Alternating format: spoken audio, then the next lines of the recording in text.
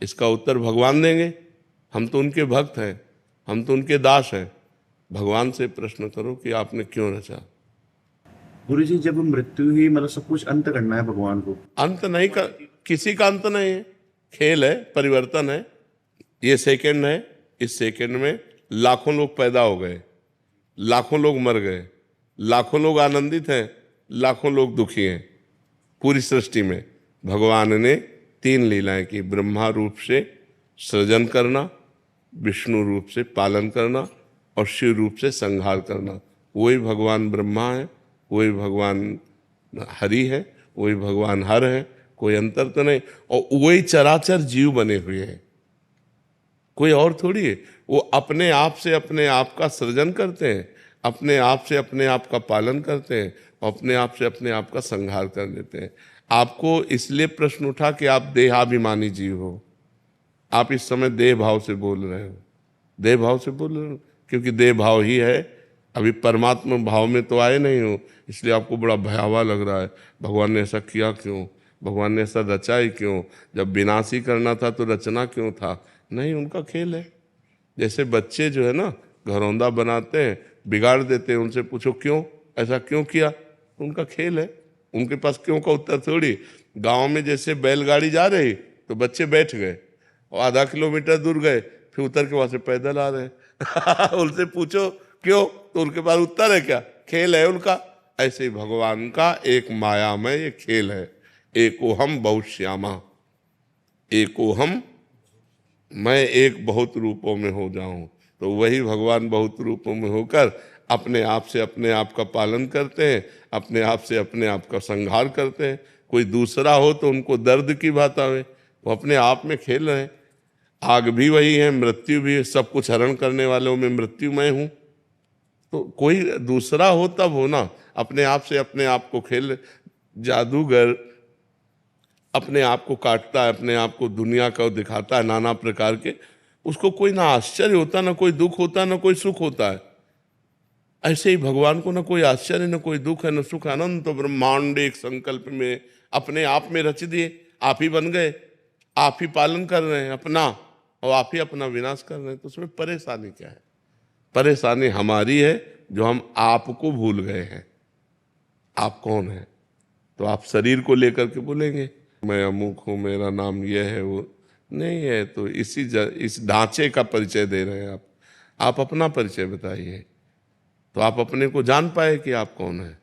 जब अपने को जान पाओगे तो आप ही हैं उत्तर देने वाले, आप ही फंस गए हैं।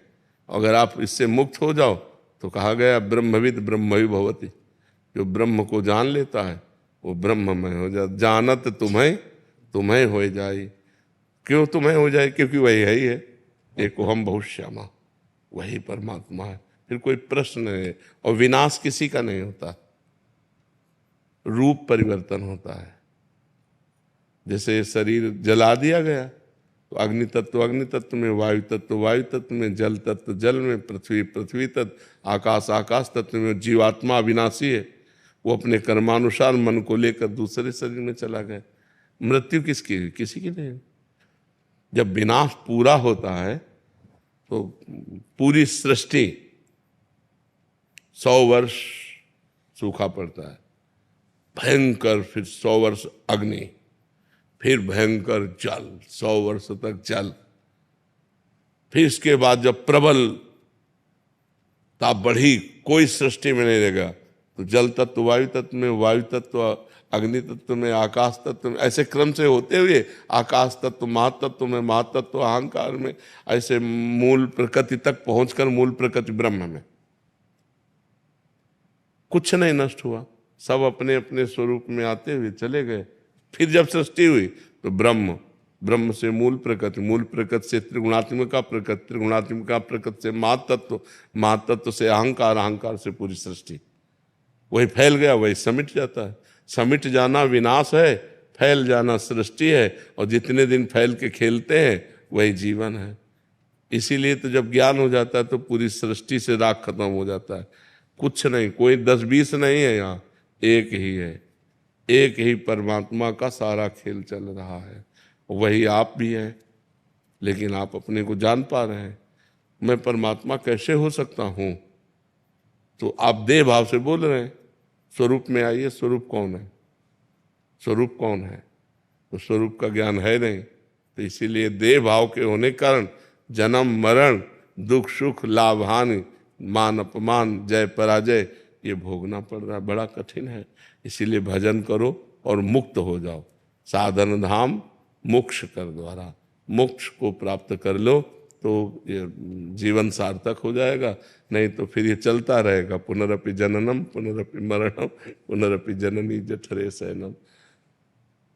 भगवान ने किसी को नहीं रचा, अपने आप से अपने आप को रचा है, दूसरा कोई नहीं है। आप देखो ये क्या है? पंचभूतों से बना हुआ शरीर है ना। पंचभूत कौन है? ये परमात्मा स्वरूप है, परिवर्तनशील है। और एक परमात्मा स्वरूप भगवान की दो प्रकृति है, एक परा एक अपरा। जो शरीर है ये भगवान की एक प्रकृति है, जो स्वरूप है वो आप है। वही जो आप में स्वरूप, वही आप में, वही आप में, वही आप में, वही एक ही है। जैसे करणों के कारण देखने में बिजली कई प्रकार की दिखाई देती है। एक बिजली लाइट दे रही, एक बिजली हवा दे रही, एक बिजली ठंडा कर रही, एक बिजली हीटर में निकल रही। लेकिन क्या बिजली कई प्रकार की है क्या? कि ये बिजली गर्म करेगी, ये बिजली ठंडा करेगी, ये बिजली हवा फेंकेगी, ये बिजली रोटी बनाएगी। बिजली तो कई प्रकार की नहीं है, यंत्र कई प्रकार के हैं, करण कई प्रकार के हैं, उनमें वो पावर वैसे जाकर प्रभावित हो जाता है। ऐसे एक बिजली है। अगर संपूर्ण ब्रह्मांड में पूछी जाए तो बिजली एक है ना? और उसके करण कितने हैं? करोड़ों हो सकते हैं, करोड़ों करण है, करोड़ों प्रकार से उसका प्रयोग हो रहा है। ऐसे ही ये करोड़ों अरबों करण हैं, लेकिन इसमें परमात्मा का पावर एक है। अब करण है दुष्ट स्वभाव का रचा हुआ, अब वो दुष्टता ही करेगा, तो बोले इसमें परमात्मा कैसे हो सकता है? नहीं, परमात्मा ही है। वो करण के प्रभाव से ऐसा बोल रहा है। जैसा जैसा स्वभाव, जैसी जैसी प्रकृति, तो परमात्मा तत्व तो वैसे ही जाके बर्ताव कर रहा है। तो लगता है ये परमात्मा कैसे हो सकता है? ये परमात्मा कैसे हो सकता है? नहीं, परमात्मा ही है अंदर से, वो अपने को नहीं जान रहा है और वो उसका स्वभाव है। वो कर्म के अनुसार ऐसी स्थिति को प्राप्त होकर ऐसा बर्ताव कर रहा है। जैसे इसमें भी बिजली है और ये भी बिजली से चल रहा है। बिजली कितनी लघु हो सकती है और बिजली कितनी महान हो सकती है। बड़े बड़े मशीनें चल रही फैक्ट्रियों में, नहीं चल रहे, बड़े बड़े कार्य उससे हो रहे, तो एक छोटा सा पंखा भी उसी से चल रहा है, छोटा सा माइक भी चल रहा है। तो एक चींटी से लेकर ब्रह्मा तक सब उसी परमात्मा से संचालित है। वही परमात्मा है, दूसरा नहीं उसमें। और हम लोग द्वैत में ही फंसे हुए, दूसरा है, ये सब दूसरे हैं। हमारा परिवार, हमारा घर, मैं, शरीर, इसी अज्ञान की निवृत्ति के लिए अध्यात्म है। जब अध्यात्म, तो एक स्वप्न चल रहा है। जैसे स्वप्न में आपने देखा, बहुत सी सामान देखा, बहुत से व्यक्ति देखे, अच्छा बुरा स्वप्न देखा, क्या कुछ होता है क्या?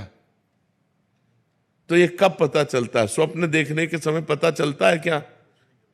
हाँ, जब हम जगते हैं तब हमको पता चलता है कि वो झूठा था, उसमें कुछ भी सत्य नहीं था, उसमें कोई नहीं था, एक मन ही हमारा केवल सब कुछ रचे हुए था। ऐसे ही जब हम ज्ञान में जागते हैं तो कुछ नहीं है, एक परमात्मा ही परमात्मा है। वासुदेवा सर्वमिति सा महात्मा सुदुर्लभा, बहूनाम जन्म नावन्ते ज्ञानवान माम प्रपद्यते, वासुदेवा सर्वमित सा महात्मा सुदुर्लभा। बहुत जन्मों की साधना के बाद जब ये ज्ञान प्राप्त होता है कि एकमात्र भगवान वासुदेव ही विराजमान है, दूसरा कोई नहीं, सब वासुदेव, सर्वम खलमिदम ब्रह्म, सब ब्रह्म। अब कहाँ परेशानी? वो अपने आप में अपना सृजन कर रहा है, पालन कर रहा है, विनाश कर रहा है। ये स्वप्न है। उमा कहूँ मैं अनुभव अपना, सत हरि भजन जगत सब। तो स्वप्ने में हम सब कुछ देख रहे हैं। एक जागृत अवस्था जो हम मान रहे हैं ये मोह की है। स्वप्न में अपने को सोया हुआ मानते हैं क्या? उसमें जागते हुए तो होते हैं, लेकिन क्या जागते हैं क्या? ऐसे ही मोह निशा सब सो अनिहारा। मोह निद्रा, अज्ञान में हम इस समय हैं, और जिस समय ज्ञान प्राप्त होगा, असली में जागना ज्ञान में होगा, तब आप देखना जब ज्ञान प्रकट हो जाता है, एकमात्र भगवान ही भगवान है, कुछ नहीं, न कोई हानि है, न लाभ है, न जय है, न पराजय है, न उन्नति है, न अवनति है, न जन्म है, न मरण है, कि ये सब स्वप्न जैसा चल रहा है, भयावह स्वप्न चल रहा है। इसीलिए कहा जाता है साधना करो और जग जाओ। जग गए तो जे ही जाने जग जाए हेराई, जागे जथा स्वप्न भ्रम जाए। जिस परमात्म तत्व को जानने के बाद ये संसार संसार नहीं रहता, ये परमात्म स्वरूप हो जाता है, सब भय भ्रम खत्म हो जाता है।